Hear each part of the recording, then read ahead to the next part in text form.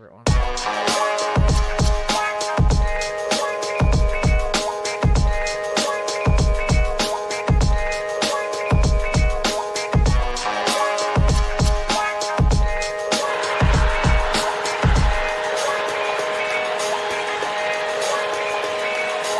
Unsung narrative, young, dumb American, arrogant, throwing fists, ripping shit, tearing it, imperative. Then I'm killing this mic no matter where I live. These derelict rappers acting the fool, this embarrassing is flagrant. That's the nature of this entertainment, and we can't even change it. Guilty before arraignment, now the system tainted. But when we speak, they all laugh at us. And y'all wonder why I'm lacking trust. Trying to fight a giant with attorneys that can back them up. That's church versus science, both sides start acting up. I'm late on my assignment, hopping up a mile high, climbing, obviously never silent. New alignment, I'm defiant, cannot describe it. Used to describe it as a young graffiti artist. Before the beard, I always got carded. Hit every bar, even though my bar's been the hardest. The scars on my face said I ain't always been the smartest, but I'll show you where my heart is. I said I'll show you where my heart is.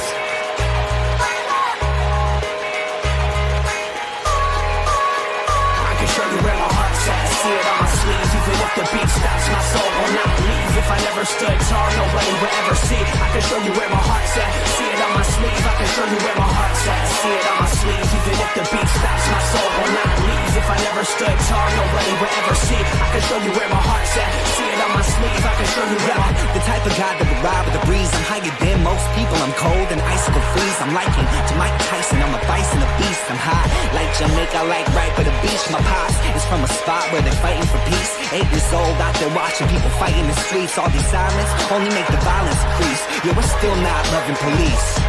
It's that bright young American, nice, dumb, arrogant. Tight on a mic, but he might need a therapist. Heart full of kerosene, head full of fairy tales. Said that you're my homie, you don't know me, but I know you very well. Roll back on some West Coast shit. This whole track is wetter than your dress code kiss. About to hit the track, running on some retro fit. I guess I'll lit, I guess I'll bitch, now let's go.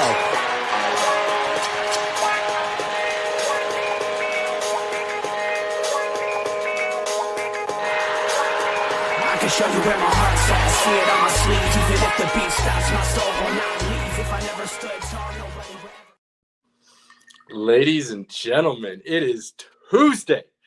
A little sports nonsense and whiskey, hanging out with the fellas. We got a lot to cover. Not a lot of time by our standards because we cut the show. We're trying to do an hour and a half. We're trying to just We're trying to be better. Right. Try to do what we can. Give you as much as we can in an actual time frame. We've got our boy Cody joining. We will bring him in here, and he will start dropping a bunch of hockey knowledge on us because the playoffs start in just a couple of days. Whoop, April whoop. 19th, if I remember correctly. Basketball starts tonight. Playing game going on right now. We will be discussing that. A couple other quick hitters that we'll probably touch on right quick. And then Robert's got a spicy little topic for us to discuss here on our nonsense, and we'll dive into that here.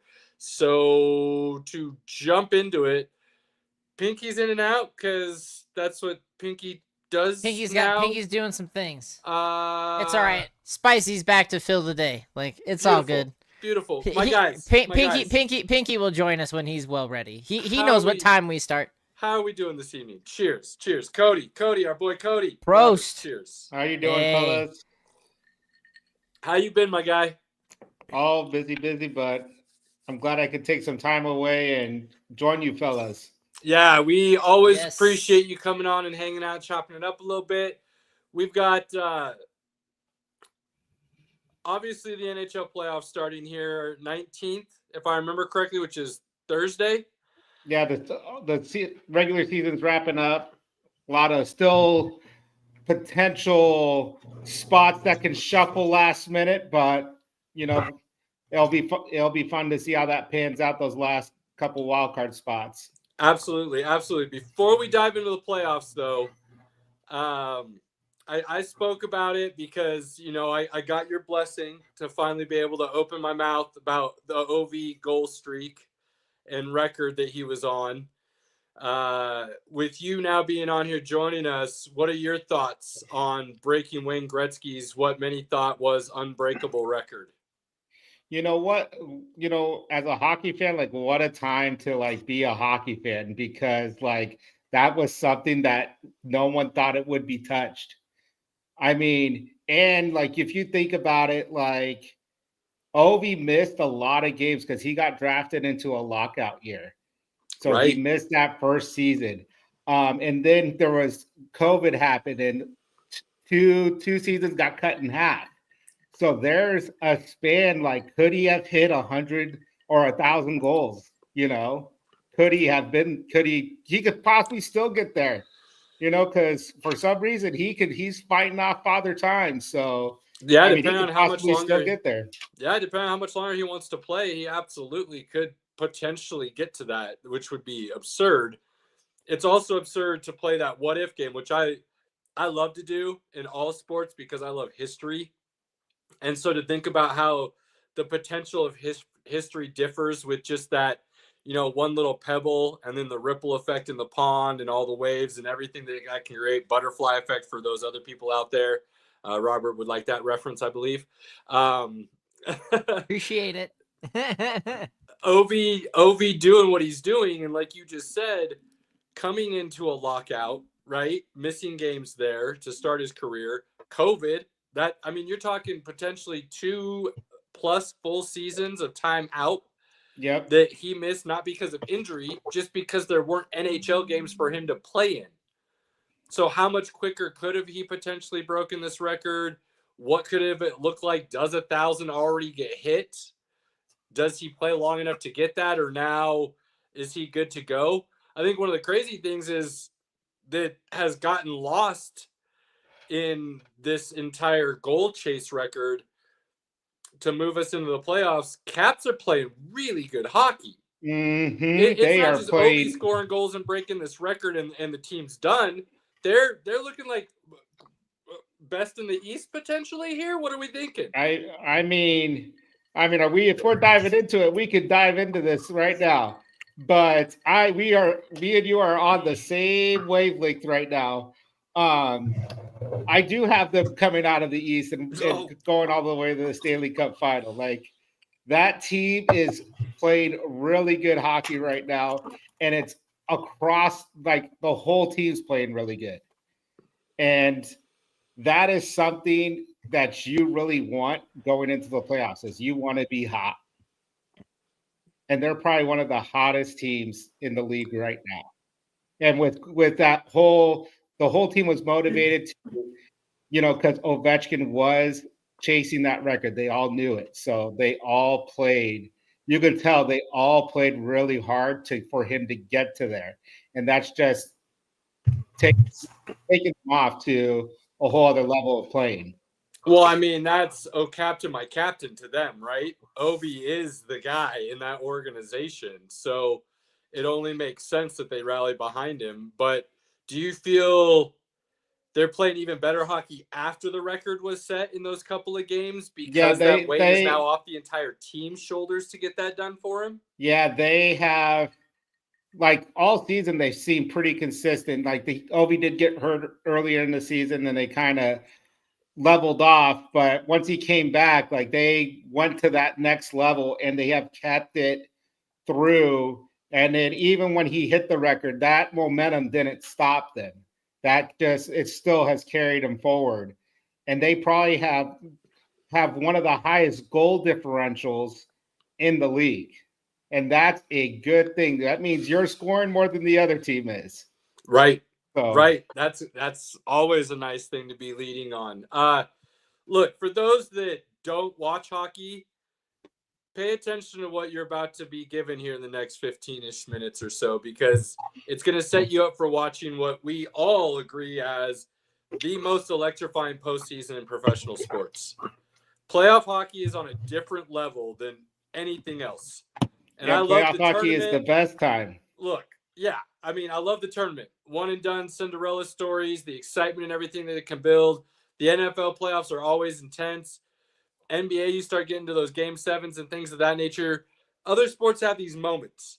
Hockey seems like from the first puck drop, it's go, and guys turn it up to just this other, what is it, Spinal Tap? These go to 11 or whatever that famous line is. Like, right. That's playoff hockey, okay? So now's the time to watch, and there's reasons for that. But that all being said, Cody, with you liking Washington to come out of the East.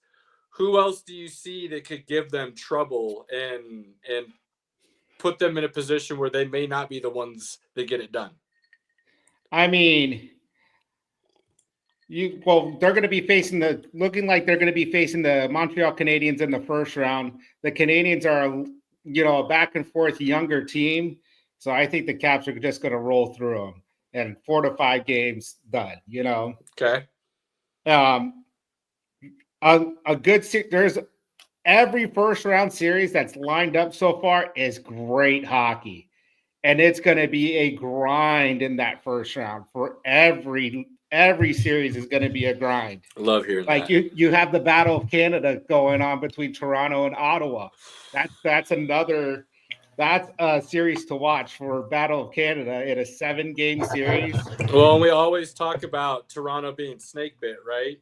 Yeah, they've got their issues when it comes to the playoffs and trying to progress to the point of actually competing for the Stanley Cup again. And can they break a curse this year and finally do something exciting, or do they lead to more disappointment for their fans? Yeah, that's a great question, because that's a question I always ask is, what are we going to get out of Toronto? Because you don't know. Are they going to come out flat like they do every other year, or are they going to get past the first round and actually make some noise and open our eyes? But Ottawa is a gritty team. They lay the body, and that is something in playoff hockey that if the average fan doesn't watch playoff hockey, just watches regular season, playoff hockey, everyone's laying their body on the line.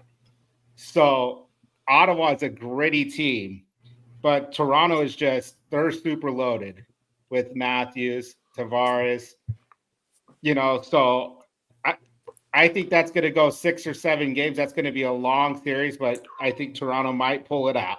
Okay. Nah, they don't do that. They don't win in the playoffs. They don't. You're right. But another series to look at is the Battle of Florida, Tampa and Florida Panthers. Tampa Bay Lightning, Florida Panthers. Ooh. And that is going to be a dogfight, because Panthers are coming in and they're looking to go back to back. That is really hard to do in hockey, to go back to back. I mean, it's been done, but it's really hard to do, and it's a grind. Tampa did it. Yep. And facing your number one rival in the first round isn't ideal. So, I mean, and Tampa's played them this month down the stretch and has beaten them both times. So, and Tampa's a high-scoring team. Their goal differential is plus 75, which is absurd. So, I mean, that's crazy. That's crazy. Yeah. They play 82 games in a season, and they have a plus 75 goal differential. That's wild. Yeah, that's a stat. But you have 2 of the best goalies in that series, with Vasilevsky in Tampa and Bobrovsky for Florida. One of those goalies gets hot, you're going to win that series. But I have that going to be a dogfight, and I have Tampa in 7. Ooh. And then the last series in the East is Hurricanes versus the New Jersey Devils. I have gone in the past and picked the Hurricanes as my favorite East team, and they have let me down year after year. So, I mean, Hurricane, they've always been letting me down. So, but I think, I do think Hurricanes are the better team here in this matchup, and I have Hurricanes in 5 or 6. Okay. Okay. All right. So, all that being said, given who you think comes out of the first round, we know you think the Caps get it done. What's the one other team that you think gets to the finals in the East that can go toe-to-toe with the Caps here? Based on that high goal differential I mentioned, Tampa's probably going to be their most challenging team they got to get past to get to that Stanley Cup final. That would be a nice Eastern Finals that would be a lot of fun to watch for sure. For sure. Love hearing that. Now, heading out to the other side of the country out west here. Who do you like as the favorite out west? Where are we starting out west? Who do you like as the favorite? My favorite is Go Avs Go, baby. I knew you guys would like that. But there's, you have Captain, my captain coming back in Gabriel Landeskog, and that's coming into the playoffs. That doesn't give you it gives you another weapon that you can potentially use, but that's going to boost your locker room. So real quickly, Cody, my captain coming back. My best memory of the parade was Landeskog. He ripped off his shirt. He went crazy. He was singing all the little things. It was awesome. This is such a boost to the team, to the fan base.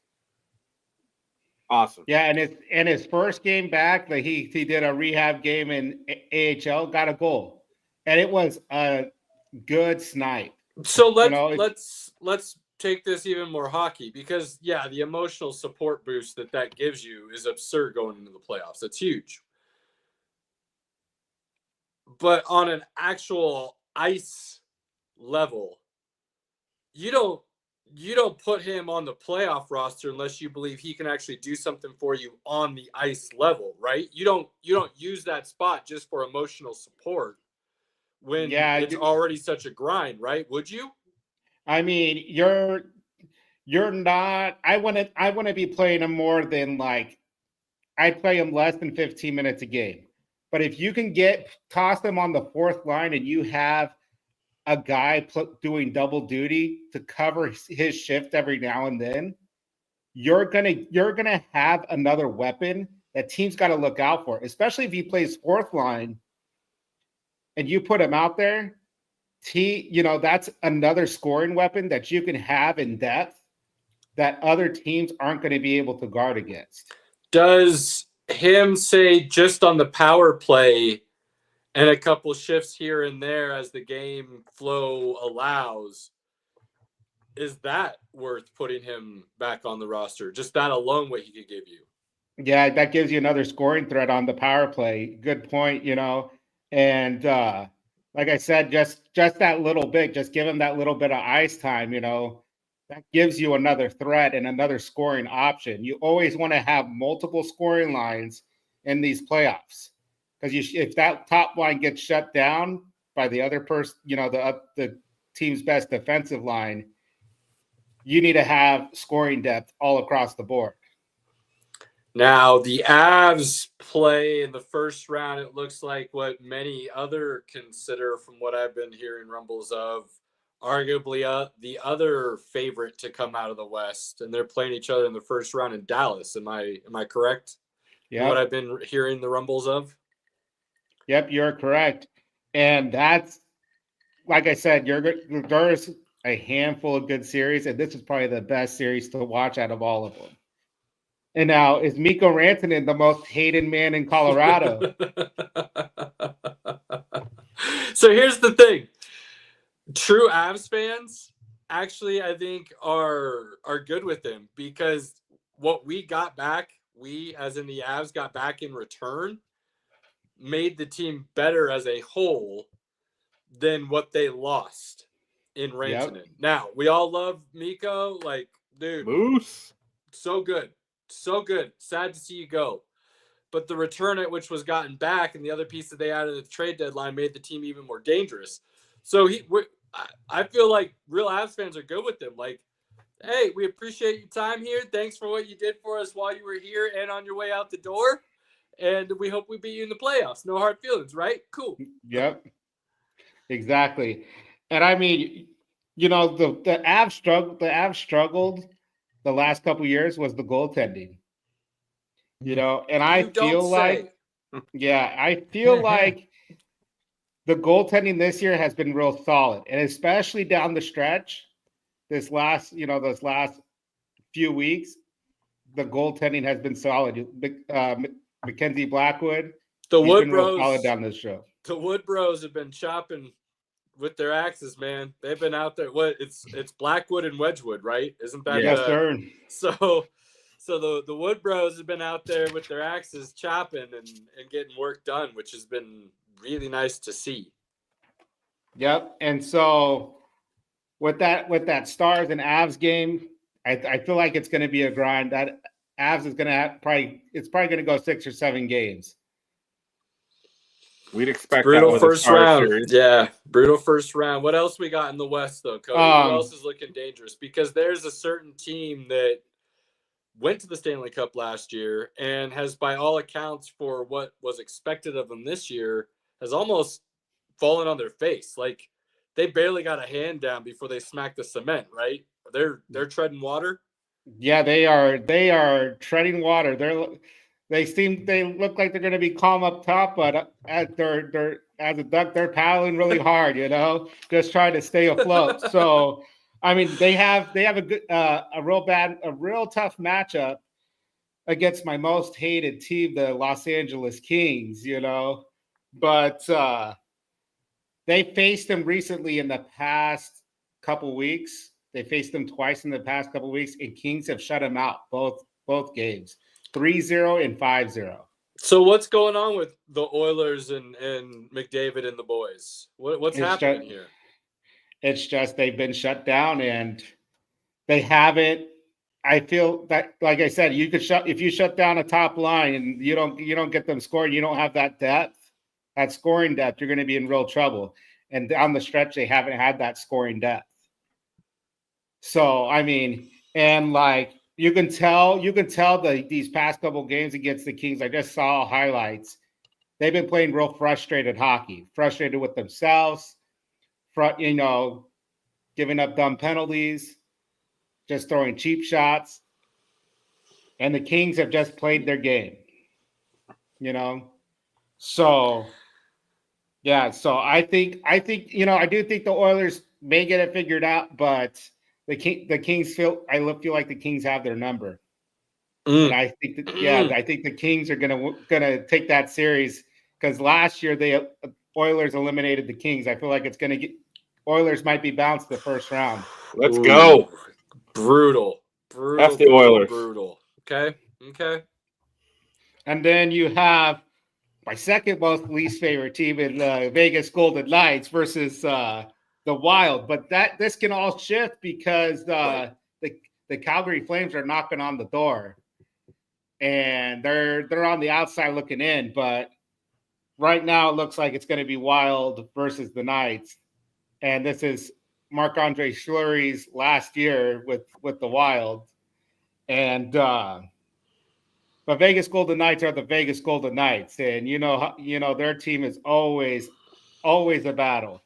I mean, from day one, right? They just decided we're going to go all in, and then somehow they've just stayed all in. Like it's pretty amazing, right, Robert? Thank you. Yeah. No, it blows my mind because I'm like, you guys came out of nowhere and have just stayed at the top. It really is frustrating from a just outside looking in perspective because you're like, man, what happened to everybody else? Did everybody else just give up? Like, what happened? Yeah, I don't think it blows my mind. Yeah. Agree. I don't think it gets talked about nearly enough that they were an expansion franchise that has been good from the word go. That's unheard of. And then to sustain it. Like, yeah, okay, you went all in with some aging veterans that you picked off of rosters and a couple good draft picks, and you had a year or two window. They did have a year or two window, and then somehow they went out and took a loan out and made that year to 5 or 6.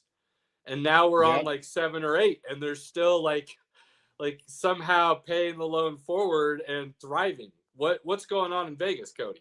It's that Vegas money, baby. Money. Same can't be said for the Raiders, though. Yeah, but like I said, that the GM from the beginning just knew what he came in with a plan, executed his plan beautifully. And I mean, they do like every other team does, use that long-term IR cap hit to free up cap space. So, and then at the end, hey, there's no salary cap. So, we're free to play all our key guys right at the end of the season. So, yeah, I just feel like the Vegas Golden Knights are going to be too much for the Wild. And so, yeah. I feel like that series is going to go fast. 4 or 5 games. Knights going to sweep or go to 5 games. Okay. So in the end, who are we looking at in the West in the finals with the Avs? I forgot to mention one team is the Winnipeg Jets, the President Trophy winners.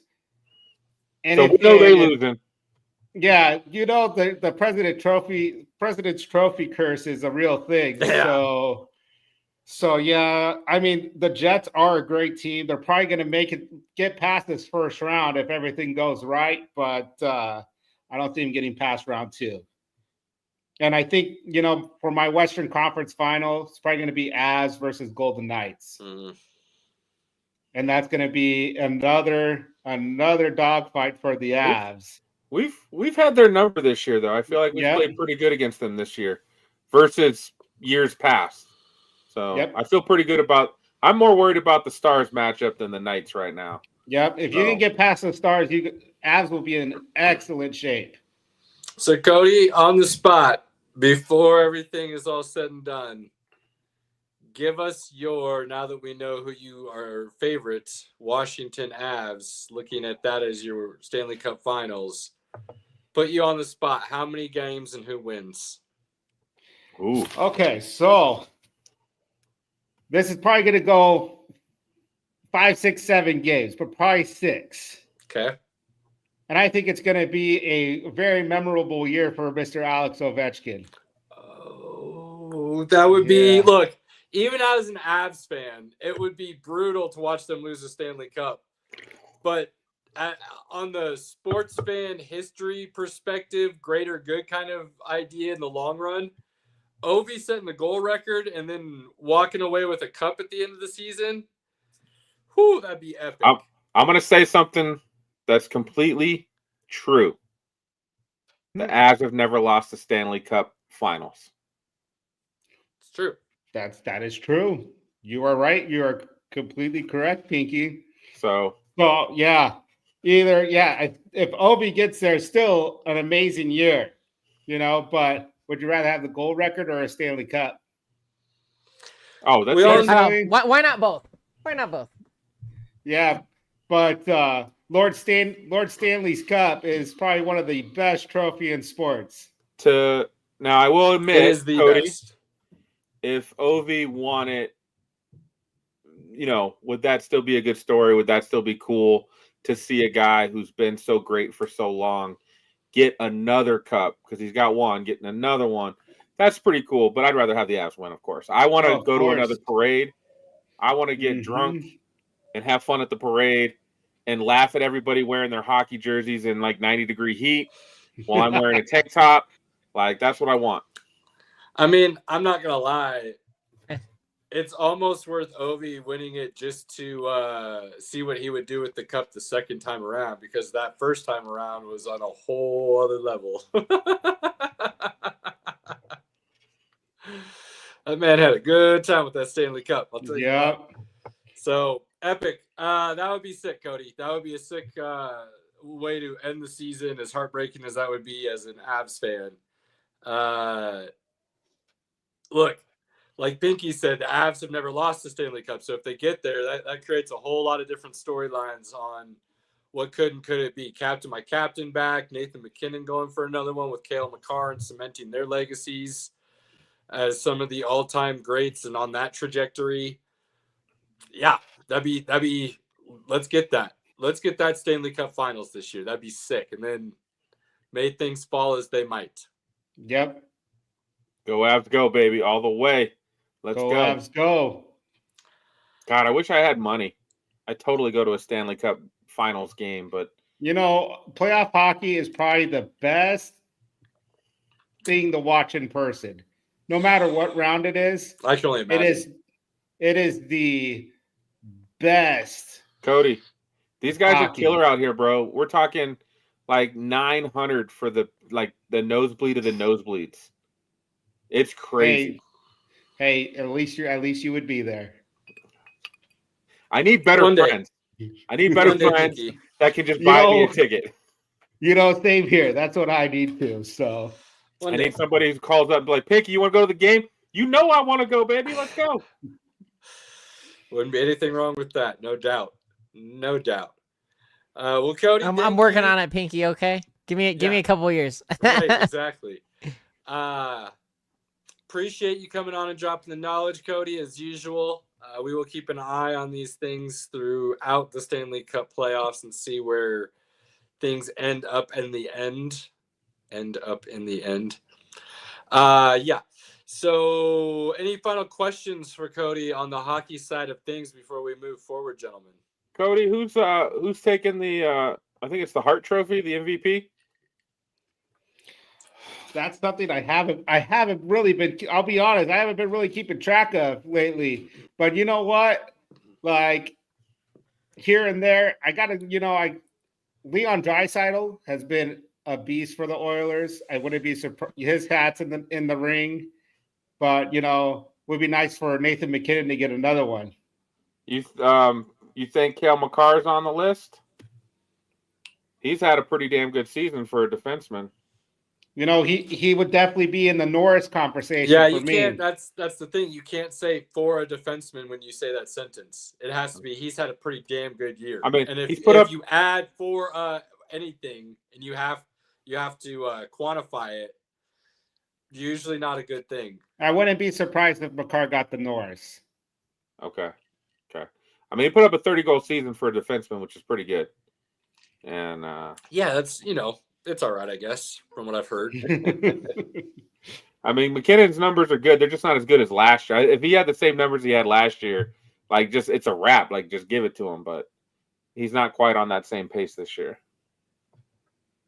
Yeah, I know Leon Draisaitl with the Oilers was on an insane pace this season at one point, and lately he's tailed off. But just his numbers are so good that I know his hat is in the ring. Yeah, let's see. Oh, well, it's kind of weird. He 52 goals. Probably he's the goal leader, right? Yeah, he's at 106 points. Nathan McKinnon is at 116 points on the year, and Nikita Kucherov's at 119. Kucherov has always been a goal scorer. Oh, Hellebuck is leading the Hart Trophy odds right now. Yeah, he's probably one of the best goalies in the league right now. So. Oh, absolutely. And then Draisaitl, Kucherov, McKinnon. So, pretty much like last year, you can make a case for all of them. Yep. But, Cody, my man, thank you for dropping that knowledge on us. We love having you on. Looking great in that Texans gear. Are you staying a little bit? Are you bouncing? Yeah, you gotta go? I'm down to hang out with the fellas. I got my whole Tuesday free, so why not? Why can't I hang out with the fellas? Hey, love it. Well, on that note, let's transition. Masters. To another contact sport and a quick thought. Okay, we're not going to spend more than 2 minutes on this before we go into basketball, but because it did get dropped today, I'll give my quick thought on it, and then we'll go around the table and see what everybody else thinks. Colorado announced that this weekend they will be retiring Shedeur and Travis Hunter's numbers. Here's what I think, in all honesty. I got no issues with it. Shedeur is arguably the best quarterback that's ever played in Colorado in just 2 years. He did turn around, or help turn around, I should say, one of the worst programs in the country to an almost playoff team within those 2 years. Okay. And Travis Hunter's a Heisman Trophy winner that did something we've never seen before on the level he did it. Yeah, to me, those are deserving of retiring their jerseys, their numbers. Here's the issues real quick. No issues with them. Okay. I think they're good enough to have that done. By all accounts, though, Colorado hasn't retired any jerseys or numbers. That means Cordell Stewart, no. Rashawn Salam, another Heisman Trophy winner, no. There's a few other names that could be on this list, I assure you. Westbrook is another one of them in Colorado history. They haven't retired any of them. So that's a problem. Kind of cart for the horse here by Dion, but this could be Dion's way of also kind of giving the school a middle finger idea and why would you not do this? for your history, your legacy within the program, and support those guys. Because by all accounts, guys from Colorado don't really come back to the program.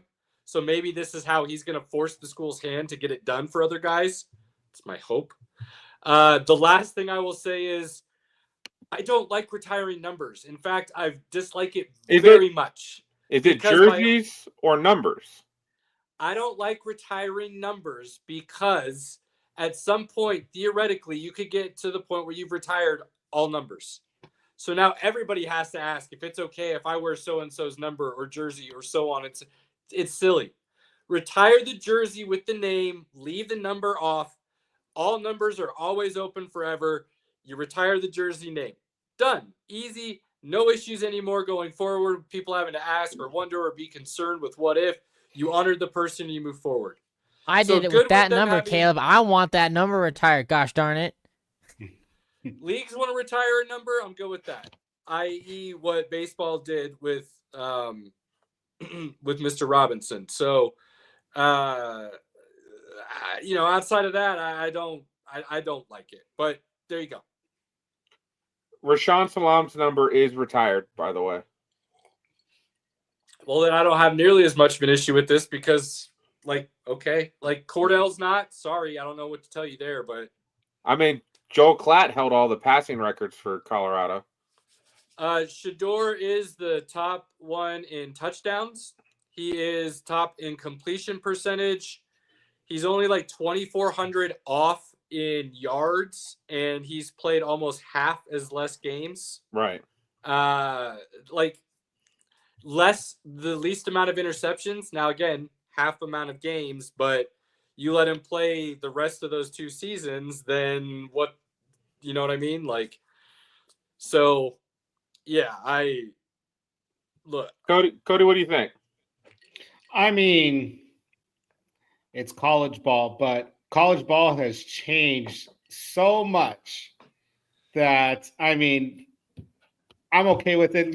Caleb brought up great points that at first I was, when I first heard it, I was like, oh, it's because Dion, but Caleb brought up great points and actually okay, cool. I'm cool with it, So, I mean, I can see it both ways, but I mean, the college trajectory has changed so much with NIL and stuff. So, I mean, they are well deserved to have their numbers retired. Robert? I mean, I get it. At the same time, I really think it's premature. I really do. They haven't even left yet. Nobody's been drafted. Nothing's actually happened.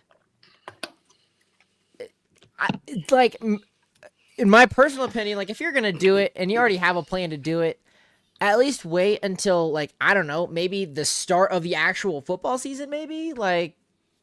That way they could be oh, hey, Shedeur Sanders now representing so-and-so NFL team and et cetera, et cetera. You have a story or something there to make a whole ceremony out of it if you're going to do it. But I think this is just showmanship, and I find it to be in poor taste. Stealing my thunder, Robert. That's exactly how I feel. They should have let this simmer a little bit. The fact that they're retiring their numbers and jerseys, awesome. It is 2 of the best players that have played for the program in a very long time. And, they helped bring this program back from 1-11 or whatever they were their season before they showed up. These guys put the program on their back. They put it back into national prominence, close to a playoff game. And Travis Hunter won a Heisman doing something no one's ever done. They deserve it. But this is something, 5 to 10 years from now, you bring them back. You have this ceremony, during one of the, the homecoming game or whatever. You find a time to work it into the schedule. And you bring Hunter back one time, and then Shedeur gets his own night as well versus this one. Caleb, I got to back you up, man. You got a lot of hate. Our post about this got a lot of traffic today, and there was so much Shedeur hate that I have to just really come back to. Did you guys watch the games? Or did you just listen to the national media who didn't like Shedeur? Because when you watch the game, the guy, and if you listen to the actual draft media guys who know their stuff, they will all tell you the same thing. The dude is deadly accurate when protected. He's tough as nails. He took a beating for 2 seasons. And what did he do?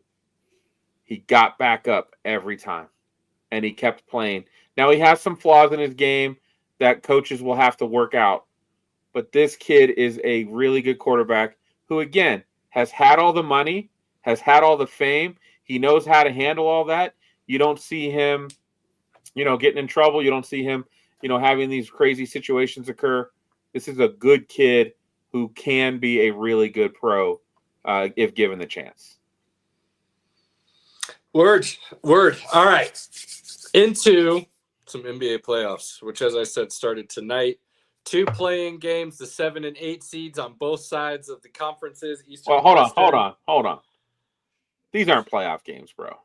These aren't playoff games. These are you shit the bed, and so you had to play in these games to actually make the playoffs. So I don't count these as playoffs. These are more real than the play-in games for the tournament. These are playoff games. So yeah, I find these just playoff games. I kind of find these just as dumb as the play-in games for the tournament. These are only here. If you're 7 and 8, you earned 7 and 8. Like, this is why it's awesome though. Now the NBA needs to fix their draft lottery ridiculousness, but the idea that this can create serious competition at the end of the season and guys don't just phone it in is a big deal. A big deal. So you've got on the East, you had Atlanta and Orlando going tonight. Atlanta's a hot mess. Trae Young would be great as a low-end 2, high-end 3 option. He would be amazing. He's just not a guy that's going to carry a team, and they don't have pieces around him to improve what he does best by any means. That dude got Orlando won. I like what Orlando's kind of building down there with Banchero and Wendell Carter and Wagner. Yeah, they've got a nice young core kind of going there. Jalen Suggs and some of the other guys.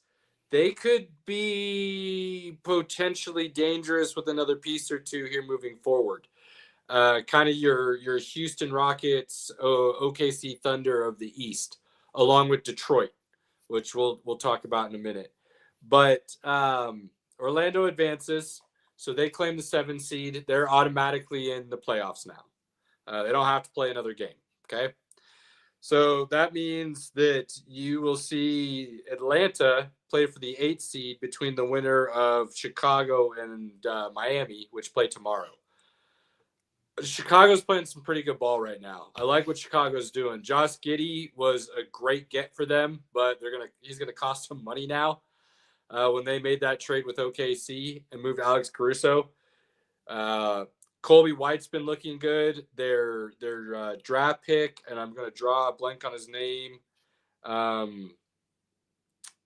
Anyways, I can see his name in my head and I can't think of it. But anyways, he's playing pretty solid as a rookie.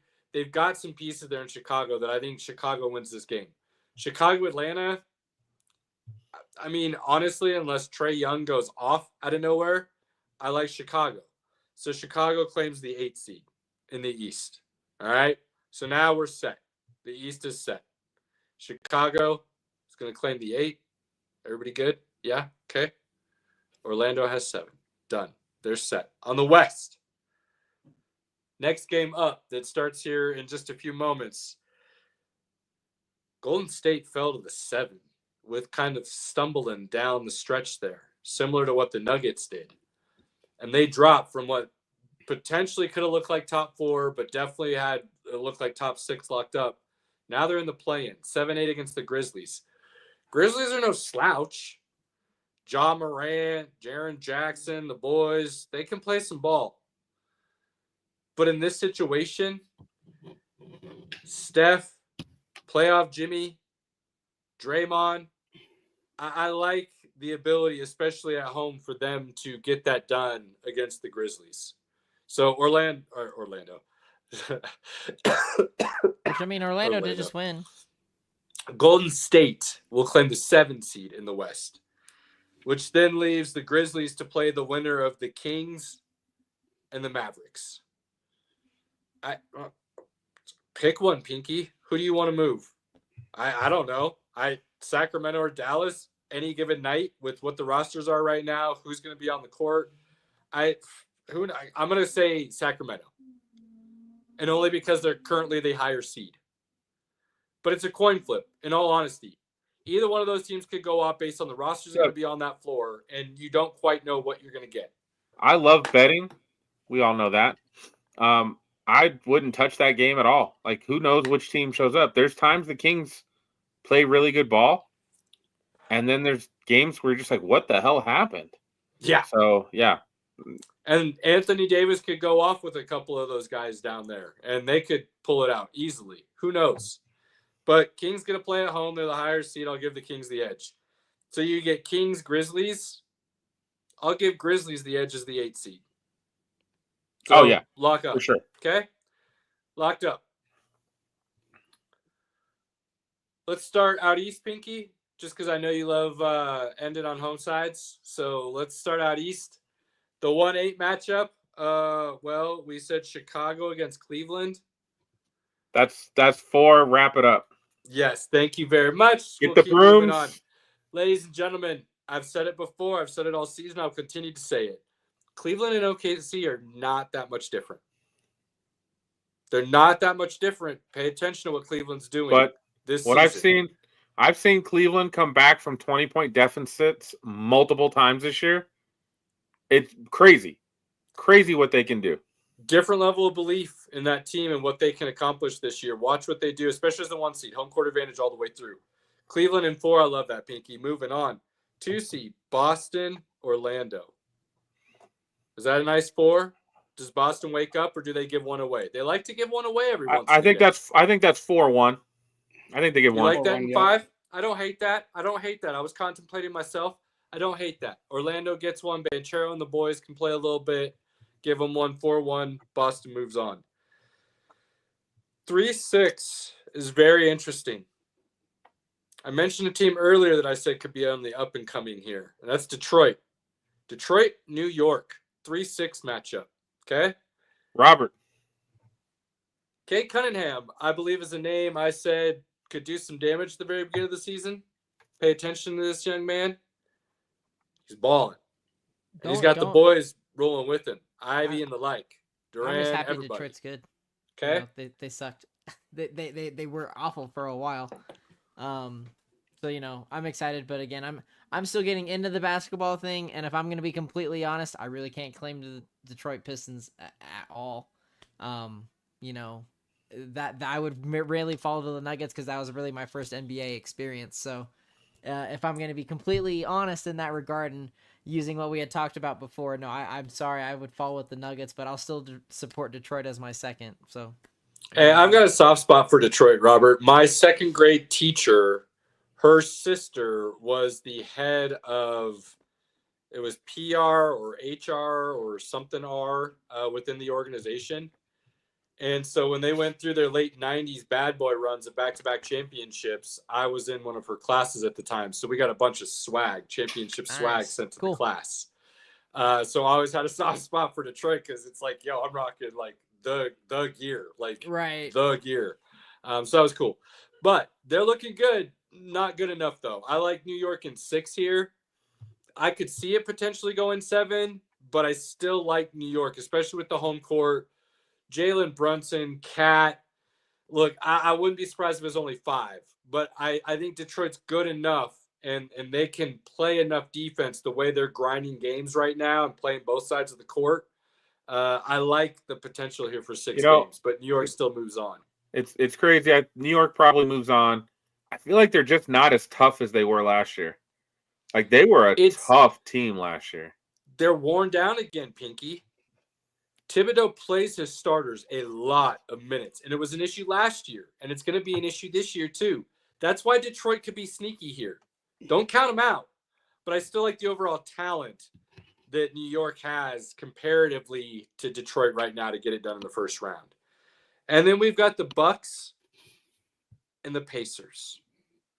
And the Bucks are actually the 5 seed, so they do not have home court. It's just announced that Damian Lillard is going to be out for who knows how long with blood clot issues, probably the playoffs. The likelihood of him playing is slim to none. Halliburton and the boys out there playing some good basketball. I don't think Giannis can get it done. I think Indy gets this done. And I actually think it's another insanely disappointing, very angry fans, frustrated situation in Milwaukee 4-1 Pacers. It's going to be ugly in Milwaukee here real soon. And I hate saying that because I love Giannis. I've loved watching his trajectory from where he started in the league to what he's become and what he is. It's gone sideways in Milwaukee really fast and really bad. I've talked about it, why I thought everything happened the way it did and how I would have not gone the direction they did. No changing it now. And I feel like it's going to go even further sideways in the first round. Unfortunately, I'm sorry, Milwaukee fans. So that leaves you looking at Cleveland and the Pacers in the second round there. And you're looking at Boston and New York in the second round. If New York's still healthy. What do you think, Cody? With Boston and New York, I think Boston. I think Caleb brought up a good point that the Knicks are going to be worn down. I think Boston can easily take that if based on the track record and the energy level. Especially if that goes 6-7 games with that the Knicks have in the first round. If that goes 6-7 games, shockingly, all those minutes are going to wear down that starting 5 of the Knicks. Got a comment to that comment that you just put up, Robert. Giannis to Denver, that would be insane. I don't know how you stop Giannis and Joker. You'd have to give up a lot for him, though. And I don't know if Denver's got the draft assets or pieces to make that happen. So, and they're already struggling with depth issues. So I don't know what you would have if you brought Giannis on board, but that would be fun.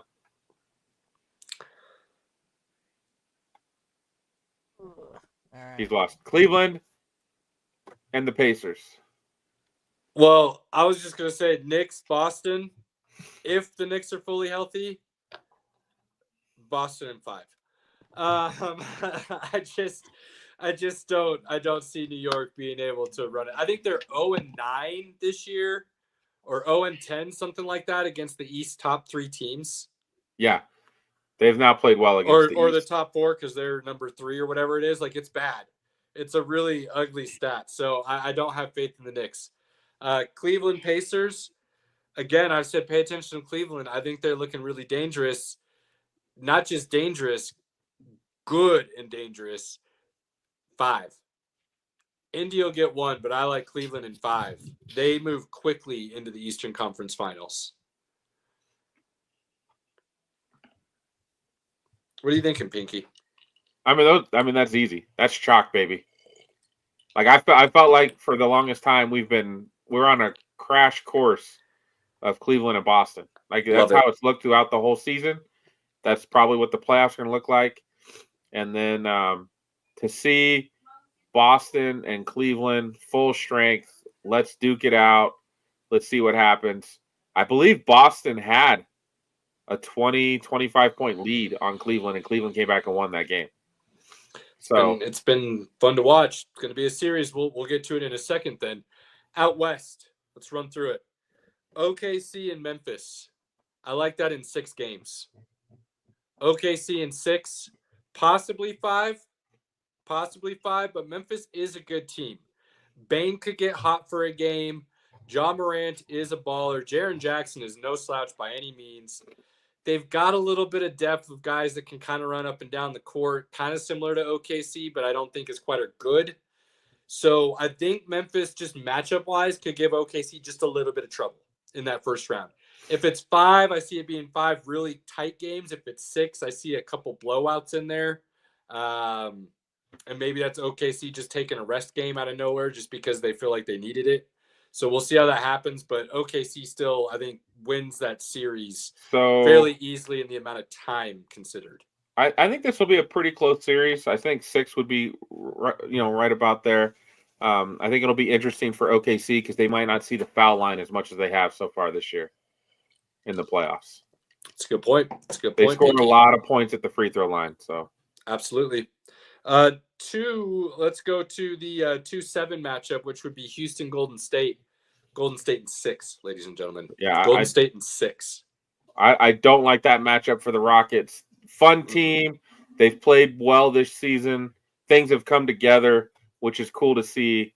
But probably that team that you're like, hey, they've got a little. They just don't have any experience, and so it's hard to beat a team that's won championships.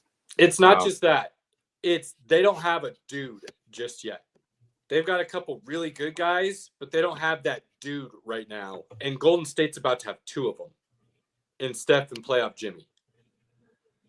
And then, like you said, the experience then becomes a factor outside of that, and just the way to pace yourself through a series and the in-game ability to change situations, Udoka versus Kerr and things of that nature. I like now 6. I'm not saying Golden State just boat races them, but I like Golden State in 6 there. In the 3-6 matchup, which might be the most interesting matchup in the first round in either side of the brackets, I think that's pretty safe to say. Absolutely. Is LA, Minnesota. Cody, what do you think? If I'm anybody LA? outside of probably OKC, this is the matchup I didn't want to see in the first round. It is the Timberwolves. Look, the Timberwolves were built to beat the Nuggets at their top. That's what this team was built to do. So when Denver won a championship, they're like, well, we're built to beat that. So we feel very confident what we can do going through the playoffs. They looked poised to make a run last year, and then Dallas went on a crazy tear with Luka, and then everybody knows what happened since then. Now Luka plays with the Lakers and LeBron James, who I said were going to be very dangerous if healthy come playoff time. And they are very poised to look very dangerous. Pinky, I don't feel good about this. I went through this straight Doctor Strange, this is the one chance kind of thing. And what I walked away with is coin flip 7. I've got Minnesota. And that really falls down to what Minnesota can throw defensively at LeBron and Luka for 7 games. With Naz Reid and Daniels and Ant and Gobert and Randolph, and it just keeps going. So because of that and the fact that they can put enough guys on the court on the offensive side to get a little streaky, they have the veteran presence. They've had some playoff disappointment here the last couple of years. I love what the Lakers could potentially do, and I hate saying that, but I do if they get past the series. But I think just the wear and tear and the lack of depth catches up to LeBron, Luka, and Reeves, and they lose in 7, and that means they lose in 7 in LA. Cody, what do you think? Lakers in 5. Shannon Sharp, Lou Dort, Jim Shorts, Lakers in 5. I love it. No, I mean that Luka trade did change the whole map of the NBA. But like you said, the Timberwolves were built to beat a champion, to beat the champs. They were built, and like you said, they I feel like the Timberwolves do have more depth. So I do, coin flip game 7 and, see what happens, I'll tell you this. If it goes game 7, it's Lakers. Ooh. Timberwolves got to finish this before that because I guarantee you the NBA wants nothing more than the Lakers to go as far as possible. And I've watched too many Lakers games to know somehow they get calls. They get calls. You get close to LeBron, playoffs or not, he gets calls. You're not wrong. Could you imagine though an Ant-Man Luka Game 7? Like, dude, you want to talk about dudes who like the bright lights, who like the big moments, who thrive on those moments? Whoo, that would be something special. If the Timberwolves let it get to 7, I feel like the Lakers would take it in LA with the refs behind them. And again, LeBron ain't got too many more runs left in him. So the refs are winning the game, just to be clear. They help. They definitely help. So pick. Who do you have in that series, Pinky? I would probably take the Lakers. Okay, Lakers. All right. Robert, any thoughts? I mean, again, a lot of my family supports the Lakers, Magic Johnson, all that good fun stuff. I would go for the Lakers. And how many games couldn't tell you. I mean, but as Caleb, as you mentioned, and I love playing into this a lot because it is out there, is the conspiracy. So if it goes that far, Lakers will win, and the NBA will love it. Through. All right, I like it, guys. I like it. Final first round, 4-5 matchup, Nuggets Clippers. I don't care what all the pundits are doing. I don't care what they're saying. I'm going to say this right now. A healthy Nuggets squad is just as dangerous as anybody else in the NBA to go and win a championship. Would I give them the best odds? No. Would I say they're just as dangerous as anybody? Yes. And here's the deal. Right now, by all accounts, the Nuggets starting 5 is full and healthy. Nuggets in 6. And I see an outside chance Nuggets in 5. 52-80, baby. And that's because of this. What do the Clippers really think they're going to do against Jokic and the guys if they're healthy and playing at their peak? Which, look, that's what we're expecting everybody to do going into the playoffs right now. You're picking based on what everybody's showing us at their peak. Nuggets are showing they're fully healthy and they're good to go. This is the problem with the Clippers, and this is where they were flawed, and this is why they were willing to move on from PG. They have too many guys that play the same space on the court. It's what they have. Harden, Kawhi, Powell. All they have is Zubac down low, really. And he's not a dude that's going to make Jokic look like a fool. So if Jokic is able to do Jokic things, which he's going to because he's proven he does it against anybody and everybody, and everybody else around him is actually back on the court, rolling. I'm not trying to be a homer. I'm really not. I think people forgot how good the Nuggets are at full health, full strength. I think that's what's happened here. And now they're thinking like because the head coach was fired and the GM was fired and there's turmoil, and I don't think there is. I think they're ready to go. It's interesting timing. All that Nugget news was interesting for it all to go down. That went down, I think, Wednesday last week, or it was before we did the podcast. I know that, or after we did the podcast because we didn't talk about it. Yeah, very interesting timing, but maybe that's given the team a little bit of a boost, and just from Jokic is calling plays. Like, what could be better? Well, he is a leader. That's what he does. So, yeah, I'm not overly worried about the Clippers per se.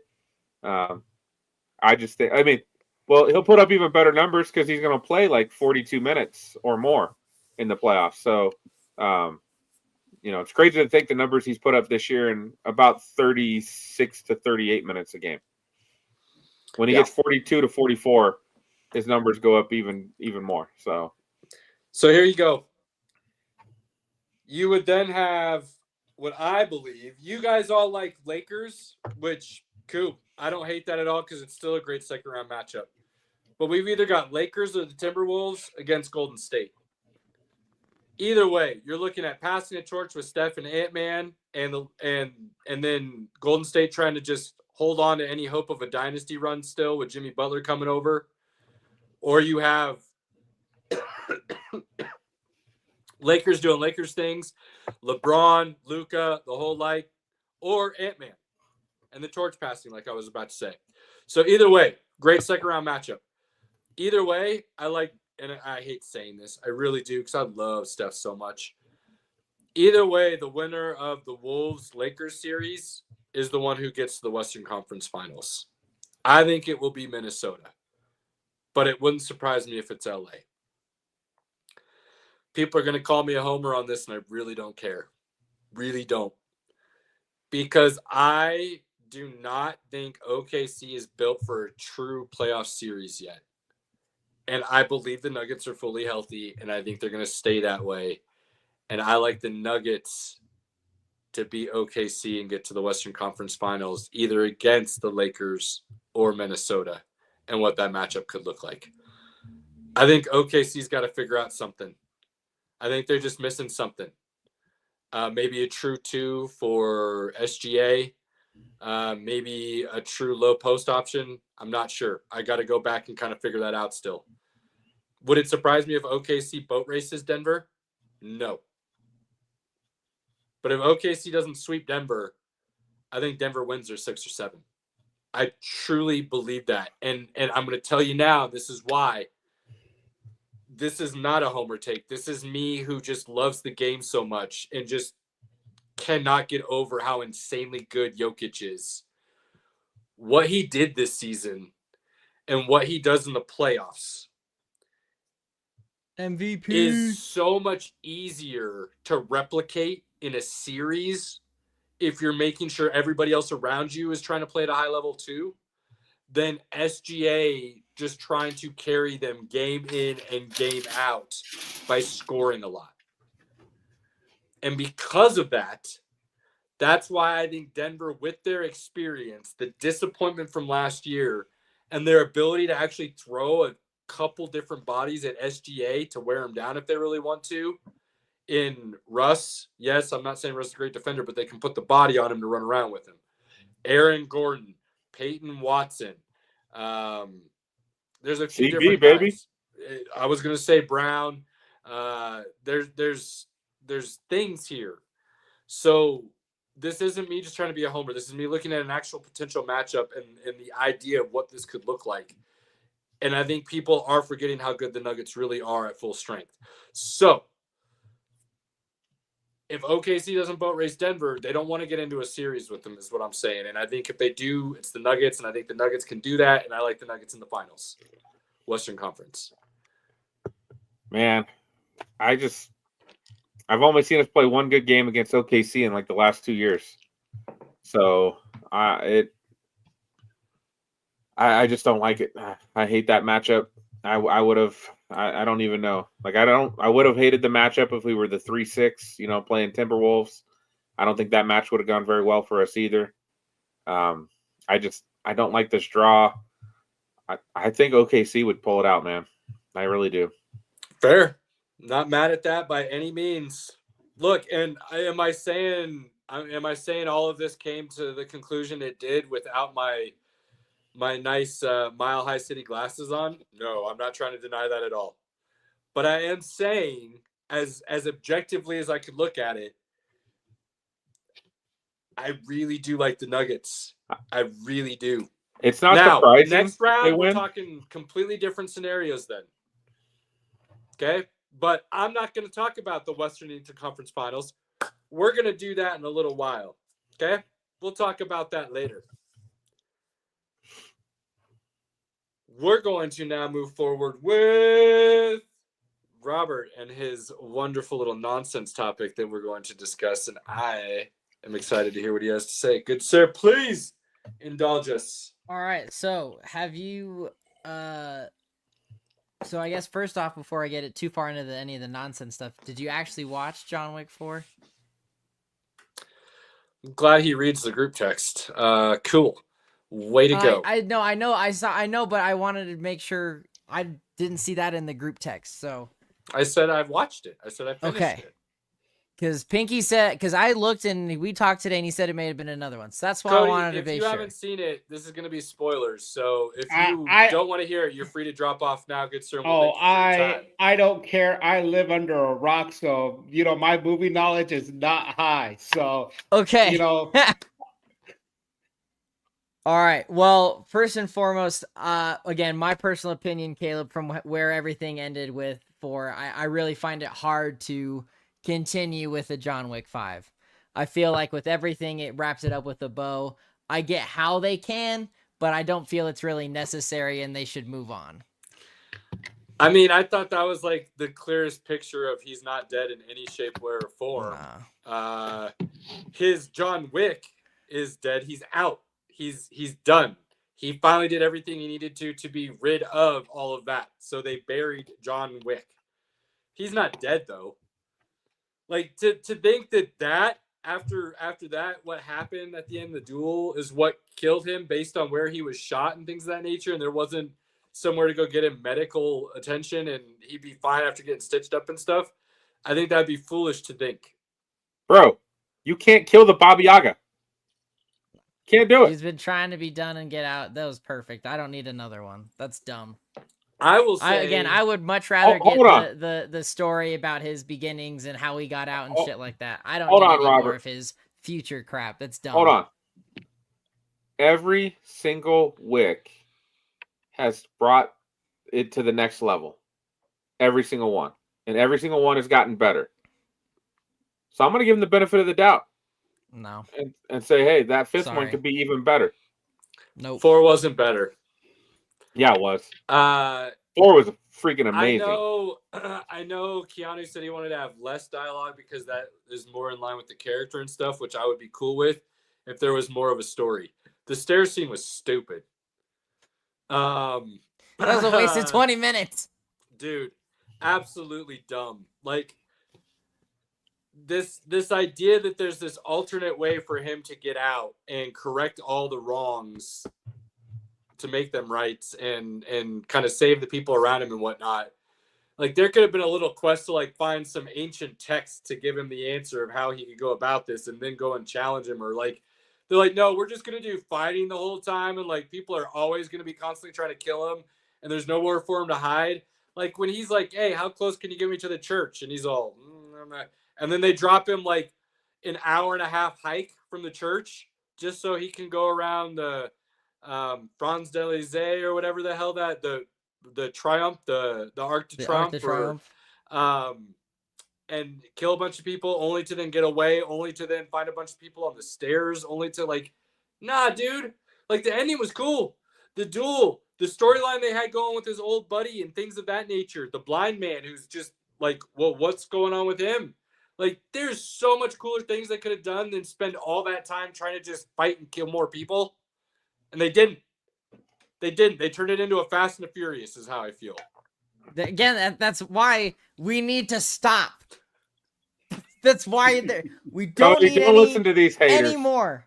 Don't need any more. And again, if you're going to tell something, which, again, they are doing some of the Donnie Yen's coming out with his storyline as the blind man. We've got Ballerina coming, and they're doing an animated movie of his Night of Impossible Task, which, if you ask me, I don't need a John Wick 5. If you're going to do that movie, do it live action with Keanu. There's de-aging CGI. We've all seen it. How about we do that instead? I don't need a continuation. That was a perfect ending for John Wick. Now let's tell other stories. Let's move on. Because now, again, we are doing a Fast and Furious, and it's going to get oversaturated and dumb. Period. I'm not quite on that level, Robert, because I think there's still a story that could be told, but I don't have a lot of hope for storytelling after what they did with 4. Like, legit, that whole stair scene of 25 minutes or so could have been cut out, and the movie would have been better for it. Yep. 100%. 100%. Bunch of haters. What else you got, Robert? I am super excited for the Predator movies that are coming out this year. So in 2 months, we'll be getting the animated Predator Killer of Killers. It's like an anthology movie where it's going to tell 3 different timelines. One's in feudal Japan, one's with the Viking Raider, and then the other is a World War II pilot. So very different eras of history, lots of different technology and approaches to war, if you will. It looks phenomenal. It's brutal already. Hulu's really trying to amp up the Alien and Predator franchise again, which I'm all for. I really think that there's a lot there that could be utilized, which is where the later movie, Predator Badlands, is coming out, which is a live action movie where the main character is the Predator, which a lot of people have been asking for to really kind of get to see and envision that world. So that'll be a fantastic movie. I know, Pinky, you haven't watched the trailer.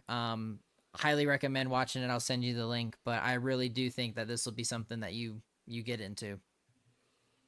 Oh, I love the Predator, man. That's one of my favorite movies with Arnold back in the day. It still holds up. That movie is absolutely. And Governor Ventura is amazing in that movie. So good.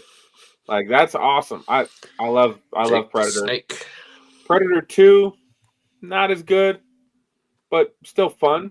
And then I think what's the Predators with Adrian Brody. Yeah, that was not. That was not good. With Michael Keegan Michael Key, not good. So I did not like that movie. It was really over the top with a gigantic 9-foot predator. Like, come on now, guys, what are we doing here? Yeah, we're doing a little too much. So hopefully, because again, like you said, I do believe there's a lot of that universe to explore. Yep. No, it looks great. So I really am looking forward to your feedback on when you actually watch that trailer and what your thoughts are going to be for it. What else you got, Robert? Sinners is finally coming out this weekend. That's the Ryan Coogler, Michael B. Jordan, Haley Steinfeld vampire film. I love any type of vampire movie except Twilight. We don't really need to go there. Cody loves Twilight. Sick. Why are you hating on Twilight? Yeah, no, I'm just kidding. I'm with you on that. I love a good classic vampire. I mean, I'm getting a lot of From Dusk Till Dawn vibes from this. So, and the reviews are phenomenal. I'll be actually going to see it at the Roadhouse for the first time. I've not been to that theater here in town. So awesome, bro. Get an old fashioned and get some chicken tenders and have a good time. I mean, that's kind of the deal. Is this is not very high on my movie list, but it's been reviewing well. I'm like, I really don't care how I see this. Let me go experience it somewhere new. So I'm really looking forward to that. And it's finally starting to get to be movie season, so there's a lot of stuff that's happening here pretty soon that I'm excited for. Sinners has got to be better than Nosferatu, so let's go. Hey, Nosferatu was awesome. Nosferatu was movie. Fucking boring. No, it was great. That was a boring ass movie, and I got multiple. I know my friends who love to watch movies that smell their own farts. Also found that movie highly boring. No, I loved it. Me and my wife watched that. I fell asleep. Thanks, Cody. Appreciate you, buddy. I enjoyed it. It's classic. But again, vampire. I don't like anything that director does. Like, his movies are not. He's an acquired taste. That is, I will say that. He's not for me. Eggers is a very different. What else filmmaker. has he done? The Northman. Boring. The Witch. Didn't see it. I didn't see The Witch. I saw The Northman. The Northman was. I was so hyped. Lighthouse. And it was not good. Yeah, those are the big ones. Didn't see any of them. Coop. So I'm gonna save you time. Yeah. Don't.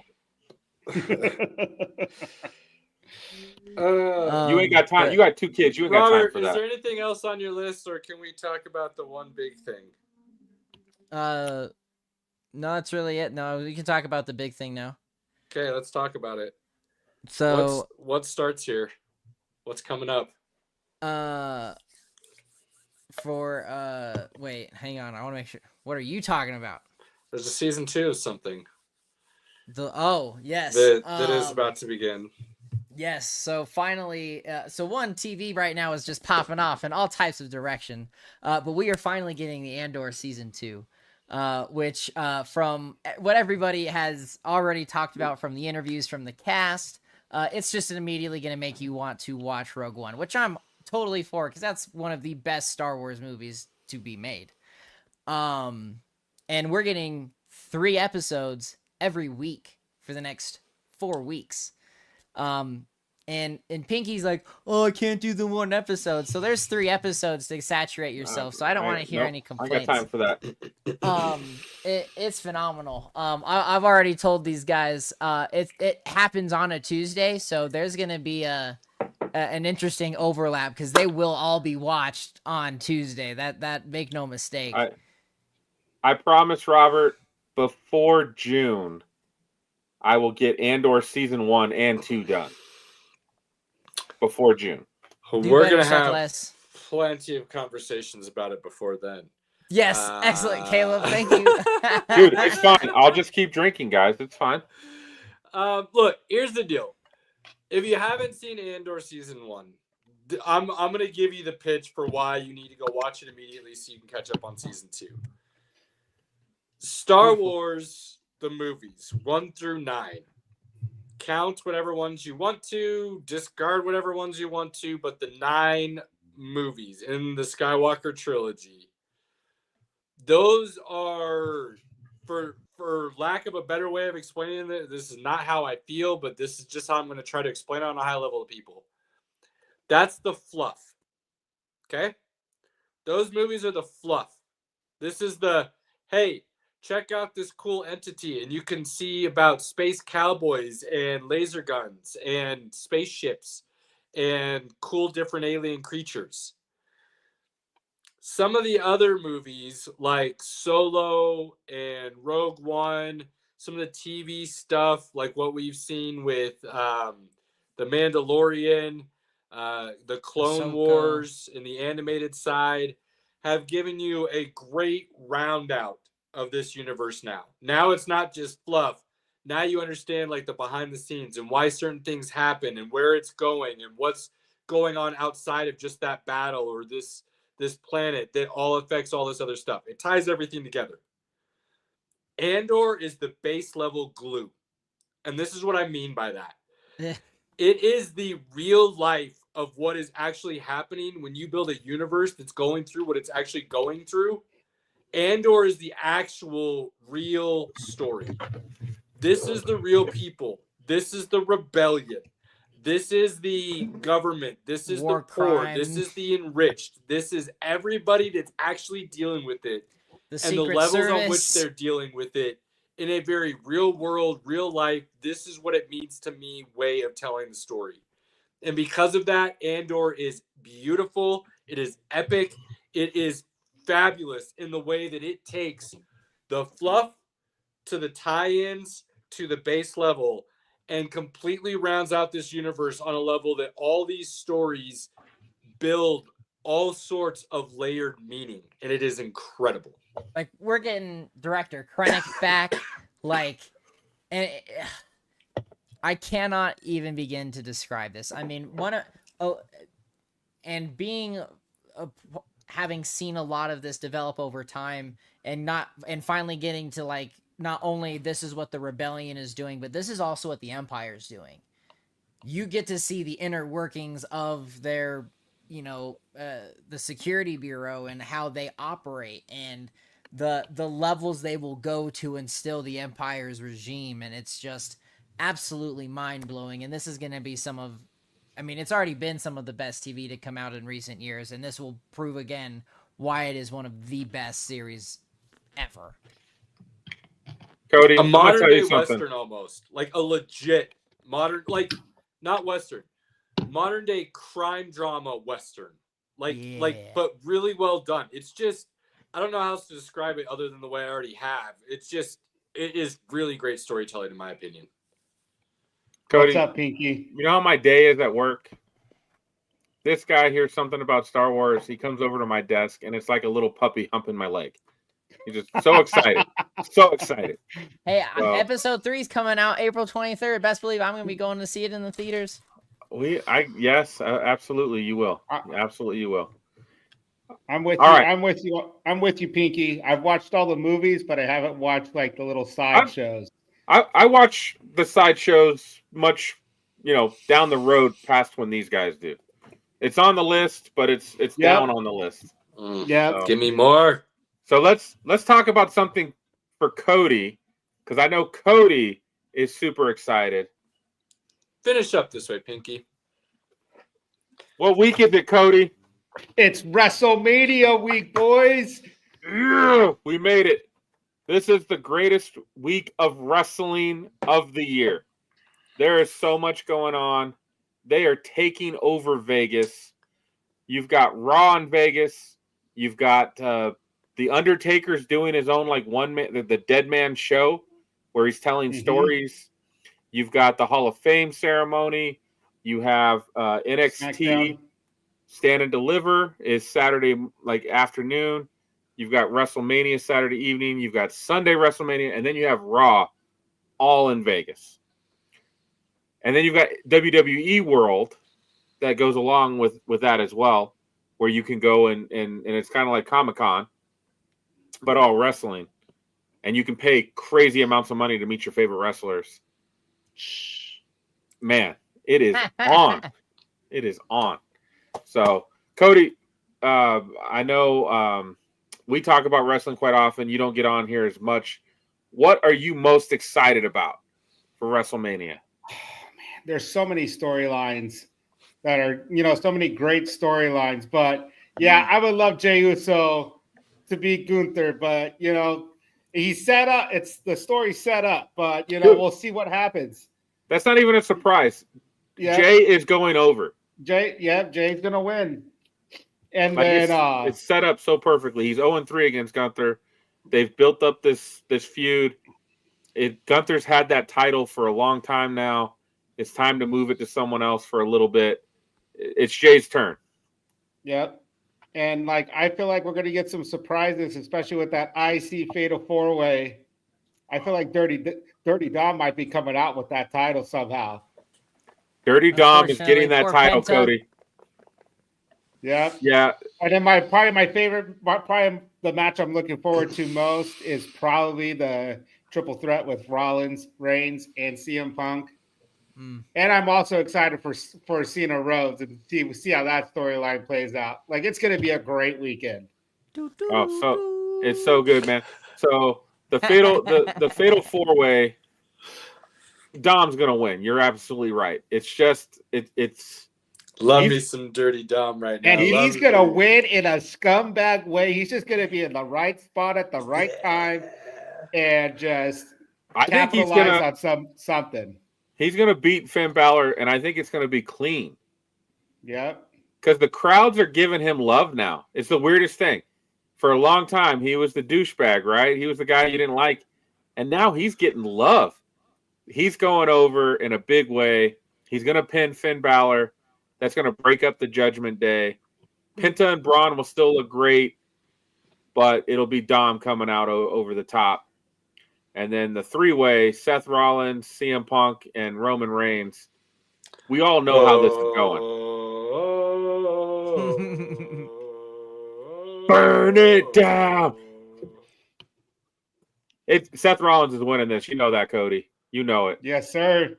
Yeah. And he's gonna join The Rock and Cena. It's gonna happen somehow, some way. Pinky's setting this up for me to have the most disappointing wrestling weekend of my life. Is what he's doing. Why? That's what you guys. Because you're picking all the guys, all my guys right now. You're picking all my guys to win, and if this doesn't happen, I'm gonna be so bummed. Dude, they're so it's gonna happen. It's gonna happen, man. You can just see the writing on the wall. I'm getting too excited now for this. Did you watch Raw last night? I've watched everything, and I've kept my mouth shut for a reason. We all know what happens when I start opening my mouth and making predictions. Well, that is Everybody true. starts saying, "Damn, Caleb, you pick really talented people that all of a sudden fall on their face for one reason or another." I'm trying not to do that because I really hope all these things are happening and they come true. So I'm just just listening to you guys. I'm just trying to take all of this in. So Cody, there's a lot of cool stuff going on for WrestleMania. When we talk about Cody and Cena, tell the people, how's it going down? Looks like someone's going to be walking away with that title and bringing back that spinner belt. There's going to be a lot of haters, but what's best for business is best for business. That's it. Which is why I think Seth Rollins does get involved somehow, some way, and help Cena. And how epic will it be for Cena to cheat to win? Doing whatever it takes to win, right? Because that's what's best for business. Mm-hmm. That fits the heel character to a T. Whatever I got to do to win. All right, call it. Robert, final thoughts for the week, my good man. I miss you guys. It was a good week off, but man, I'm glad to be back, and there's a bunch of good nerd stuff happening, so stay tuned. Love that. Cody, my good man, appreciate you as always. What are your final thoughts, sir? I got to bring it to you, Caleb. Last week's podcast really put me onto the Masters, and I, as people say, it's really boring, and give golf a lot of hate. I was really watching and really paying attention, and that's something I haven't done before. So I really appreciate for dropping that knowledge and kind of opening my eyes to what to look out for. So I really appreciate it. That's awesome to hear, Cody. Awesome. Pinky, final thoughts. Thank you guys for having me. I really appreciate. I love coming on and chopping it up with you guys, and it's the best weekend coming up. Yeah, buddy. Caleb, I will say I probably won't enjoy watching the Masters with you unless we go there live, so I can get all that cheap food and beer. And then I can have some fun with you. Yeah. I just don't find golf interesting to watch on TV. I just don't. Maybe if we go to that bar they've got, they've got it in LA, and I think they've got it in Dallas. The super giant one. Yeah, where you're right there, and they if they could literally film the golfer almost, you were the golfer hitting the balls and seeing where they go and stuff. I feel like maybe I could get into it, but the way they present it on TV, I can't do it. Final thoughts. It is the greatest week of the year. We've got WrestleMania. There's so many cool things going on. It's going to be a blast. Enjoy Easter Sunday with the family, and then WrestleMania. It's going to be epic. But you know me, buddy. You know what I'm excited for. We are 7 days away from me being in Milwaukee. So, woo. Well, flying to Milwaukee and then going to Green Bay.